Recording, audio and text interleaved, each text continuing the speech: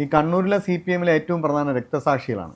അവർ രക്തസാക്ഷികളെ ഒരു പ്രത്യേക ബിംബങ്ങളായിട്ടാണ് കണക്കാക്കുന്നത്. അല്ലാത്ത ആള് ദൈവത്തെ കണക്കാക്കും പോലെ. അതെ. അപ്പോൾ രക്തസാക്ഷിയുടെ കുടുംബവുമാണ് കണ്ണൂരിലെ CPM-ന്റെ നട്ടെല്ല്. അത് തിരിച്ച് BJP-യിലായാലും അവർക്കും അങ്ങനെ തന്നെയാണ്. ഈ ഒരു പ്രത്യേക രാഷ്ട്രീയ സാഹചര്യമാണ് അവിടെയുള്ള. അങ്ങനെയുള്ള കണ്ണൂരിൽ CPM-ന്റെ കോട്ടയാണ് പയ്യന്നൂർ. പയ്യന്നൂരിലെ എല്ലാ സ്ഥലങ്ങളും മിക്കവാറും 90% സ്ഥലങ്ങളും CPM-ന്റെ പാർട്ടി ഗ്രാമങ്ങളായിരുന്നു. അവർക്ക് ധനരാജ് എന്ന് പറഞ്ഞാൽ ഒരു വികാരമാണ്, ഒരു ബിംബമാണ്. രക്തസാക്ഷി എന്ന തലത്തിൽ വലിയൊരു ബിംബമായി മാറിയ വ്യക്തിയാണ്.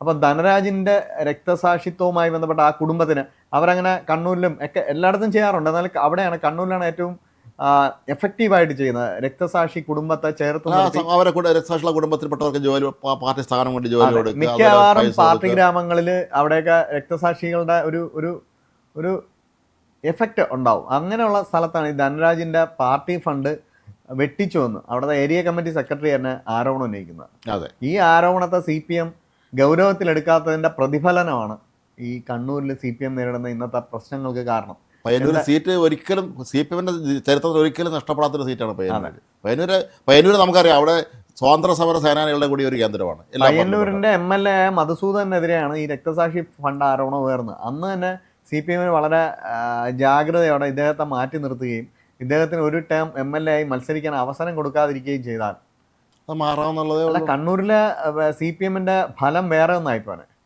ഈവൻ തൃക്കരിപ്പൂര് പോലും കോൺഗ്രസ് സ്ഥാനാർത്ഥിയായിട്ട് സന്ദീപ് വാര്യർ ജയിക്കുന്ന അവസ്ഥ ഉണ്ടാവില്ലായിരുന്നു. മറ്റ് മണ്ഡലങ്ങളും അതിന്റെ പ്രത്യേകത ഉണ്ട്. ആലപ്പുഴയിൽ ജീവസുധാരൻ മത്സരിച്ച മറ്റ് മണ്ഡലങ്ങളിൽ ഉണ്ടായതുപോലെ തന്നെ ഇവിടെ ഇവിടെ ഈ പയ്യന്നൂരിലും അതുപോലെ ശ്രീക്ക് ഗോവിന്ദൻ മത്സരിച്ച തളിപ്പറമ്പിലും ഇതുണ്ടായി പ്രത്യേകതകളുണ്ടായി. അപ്പം അതുമായി ബന്ധപ്പെട്ടാണ് ഈ അണികളെ കയ്യിലെടുക്കാനായിരിക്കാം ഈ ധനരാജ് രക്തസാക്ഷി ദിനത്തില് കഴിഞ്ഞ ദിവസം മധുസൂദന ഒരു പോസ്റ്റ് ഇട്ടത്. പക്ഷെ പോസ്റ്റ് ഇട്ടപ്പോഴാണ് അദ്ദേഹത്തിന് മനസ്സിലാവുന്നത് എന്തുമാത്രം വികാരം എനിക്കെതിരെ ഉണ്ട് എന്ന്. നാട്ടുകാർ പൊങ്കാലിട്ടു എന്നാണ് പറഞ്ഞത്. ഇതിന്റെ താഴെ കുഞ്ഞികൃഷ്ണനെ അവിടെ ജയിപ്പിച്ചിട്ട് പോലും CPM കുഞ്ഞികൃഷ്ണനെ ജയിപ്പിച്ച് MLA ആക്കി.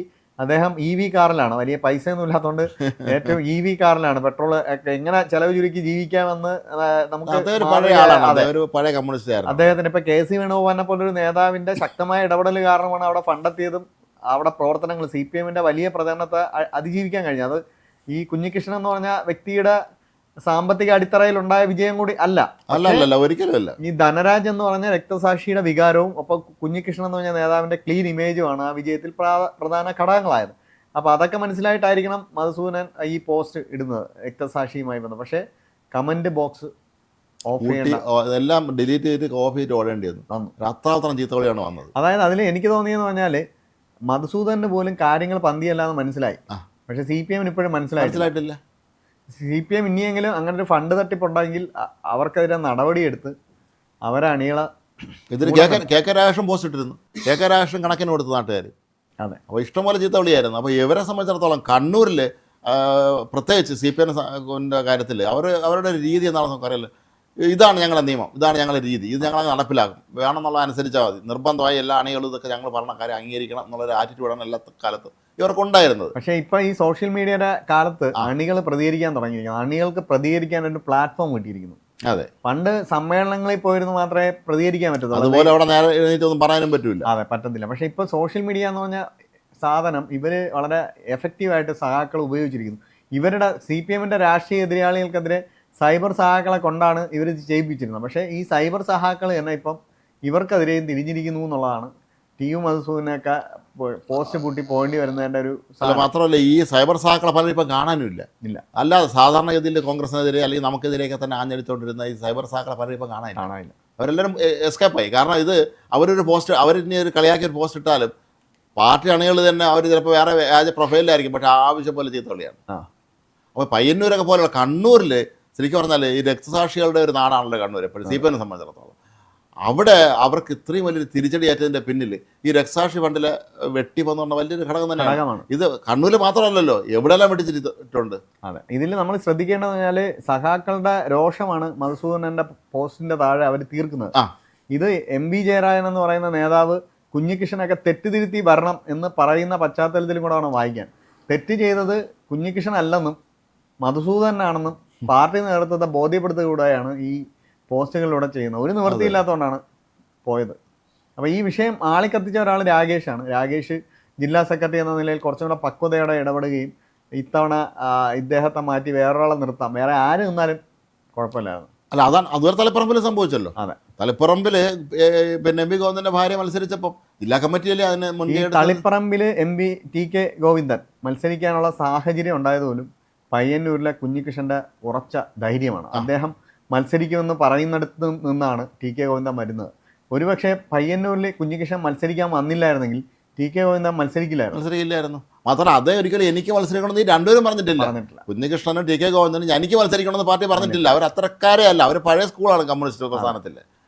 എന്നിട്ട് അവസാനം അവർ സ്ഥാനാർത്ഥിയായി കഴിഞ്ഞപ്പോൾ അന്ന് പിന്നെ എന്തൊരു ആക്രമണമായിരുന്നു അവർക്ക് നേരെ ഈ സോഷ്യൽ മീഡിയയിൽ. മാത്രമല്ല വോട്ട് ചെയ്യാൻ TK ഗോവിന്ദൻ ഭാര്യയായിട്ട് വരുമ്പോൾ ചീത്ത വിളിക്കുന്നുണ്ടായിരുന്നു. രണ്ടൊരു ഏരിയ കമ്മിറ്റി അംഗങ്ങളാണ്. ഭാര്യ ഏരിയ, മറ്റേ അദ്ദേഹം ജില്ലാ സെക്രട്ടറി അംഗവും. അതെ, അദ്ദേഹത്തിന്റെ ഭാര്യ ഏരിയ കമ്മിറ്റിയിൽ. അവരൊക്കെ ജീവിതം പാർട്ടിക്ക് വേണ്ടി മാറ്റി വെച്ചവരാണ്. ഇപ്പൊ കൊടിയേരിയുടെ വീട്ടിലവർ നമ്മൾ കണ്ടില്ലേ, കൊടിയേരി വീട്ടിലവർ വന്ന് അദ്ദേഹത്തിന്റെ ആ ഓർമ്മകൾക്ക് മുന്നിൽ ആദരം അർപ്പിക്കാൻ വേണ്ടി വന്നപ്പോൾ അതിന്റെ ചീത്ത വിളി. TK ഗോവിന്ദനെ പിണറായി വിജയൻ പോലും അംഗീകരിച്ചു, ഒരു വലിയ നേതാവാണ്, എനിക്കൊന്നും പറയാനില്ല എന്ന് പറഞ്ഞു. വലിയ നേതാവ് തന്നെയായിരുന്നു പുള്ളി. അതേപോലെ ജയരാജൻ, MP ജയരാജൻ സംസാരിക്കുമ്പോഴും MP ജയരാജൻ പറയുന്നത് MP ജയരാജൻ അല്ല, ചില CPM കേന്ദ്രങ്ങൾ പറയുന്നത് കഴിഞ്ഞാൽ സമ്മേളനങ്ങളിൽ പറഞ്ഞതെന്ന് പറഞ്ഞാൽ പയ്യന്നൂരിൽ ഒരുപക്ഷെ നല്ലൊരു സ്ഥാനാർത്ഥിയെ നിർത്തിയിരുന്നെങ്കിൽ, മധുസൂദനെ മാറ്റിയിട്ട് വേറൊരാളെ നിർത്തിയിരുന്നെങ്കിൽ ജയിക്കാം. പക്ഷെ തളിപ്പറമ്പിൽ TK ഗോവിന്ദനെ തോപ്പിക്കാനേ പറ്റൂല. അതായത് പാർട്ടിക്ക് മുകളിൽ അവിടെ വളർന്ന നേതാവാണ് അദ്ദേഹം. വർഷങ്ങളായി അവിടെ ഉള്ള ആൾ. ഒരിക്കലും അദ്ദേഹം അധികാരമോഹിയൊന്നുമല്ല, അദ്ദേഹം സ്ഥാനത്ത് നിന്ന് പറ്റില്ല. അദ്ദേഹം ഹാൻവിയുടെ ചെയർമാനായിരുന്നു. ഹാൻവി നമുക്കറിയാം പൊളിഞ്ഞ ഒരു തകർന്നുകൊണ്ടിരിക്കുന്ന ഒരു സ്ഥാപനമാണ്. എന്നിട്ട് അദ്ദേഹം രക്ഷപ്പെടുത്താൻ നടത്തിയ ശ്രമങ്ങളെക്കുറിച്ച് അദ്ദേഹം ചാനലുകളിൽ പറയുന്നുണ്ട്. വിവാദങ്ങൾ കാരണം അദ്ദേഹം MLA ആയി രക്ഷപ്പെട്ടു എന്നുള്ളതാണ് ഇപ്പോൾ അവസാനമായി. സത്യം പറഞ്ഞാൽ ഈ നിയമസഭാ തെരഞ്ഞെടുപ്പിൽ അപ്രതീക്ഷിത സ്ഥാനാർത്ഥി, അപ്രതീക്ഷിത MLA മാരാണ് ഇവർ രണ്ടുപേരും. കാരണം ഒരിക്കലും ജീവിതത്തിൽ ഒരിക്കലും എനിക്കൊന്നും രണ്ടുപേര് MLA ആവണമെന്ന് മന്ത്രി സുധാകരനായാലും നമ്മളെ പാലക്കാട്ടെ ശശിയായാലും കൊട്ടാരക്കരയിൽ ഐഷ പോറ്റിയായാലും ഇവരെല്ലാം വീണ്ടും മത്സരിക്കുമെന്നും കോൺഗ്രസിന്റെ കൂടെ നിന്ന് മത്സരിക്കുമെന്നൊക്കെ നേരത്തെ തന്നെ പ്രചരണങ്ങളും ഇതെല്ലാം ഉണ്ടായിരുന്നു. പക്ഷെ ഈ രണ്ടുപേരും ഒരിക്കലും അല്ല, അത് നമ്മളത് ആലോചിക്കണം. ഈ കേരളത്തിലെ കമ്മ്യൂണിസ്റ്റ് പ്രസ്ഥാനത്തിൻ്റെ ഏറ്റവും ആലപ്പുഴയും കണ്ണൂരുമാണല്ലോ ഏറ്റവും പ്രധാനപ്പെട്ട രണ്ട് സ്ഥലങ്ങൾ. അവിടെ കണ്ണൂരിൽ എന്തിന് പിണറായി വിറച്ചില്ലേ അവസാനം? പിണറായി എത്ര നേരം പിറകെ പോയിരുന്നു. എൻ്റെ അടുത്തൊരു CPM നേതാവ് തന്നെ പറഞ്ഞത്, CPM ൽ നിന്നൊരു വിമതനെ കണ്ടെത്തി ധർമ്മടത്ത് മത്സരിപ്പിച്ചെന്നാൽ പിണറായി തോറ്റുപോയെന്നാണ്. അത് ആണ്. ഇപ്പം ഉദാഹരണത്തിന് ഇപ്പം ബംഗാളിൽ മമത തോറ്റില്ലേ? അതെ. ഈ CPM ഇവിടെ എന്താണോ ചെയ്തിരുന്നത് ഇതിൻ്റെ വേറൊരു രൂപമാണ് അവിടെ മമതയും സംഘം ചെയ്തുകൊണ്ടിരുന്നത്. അവിടെ എന്തായാലും കണ്ണൂരിൽ CPM വലിയ പ്രതിസന്ധിയാണ് നേരിടുന്നത്. ധനരാജ് രക്തസാക്ഷി ഫണ്ടിൽ നടപടികൾ ഇനിയെങ്കിലും ഉണ്ടായില്ലെങ്കിൽ കാര്യങ്ങൾ വീണ്ടും CPM-നെ കൈവിട്ടു പോകുന്നു തന്നെയാണ് ഈ അണികളുടെ.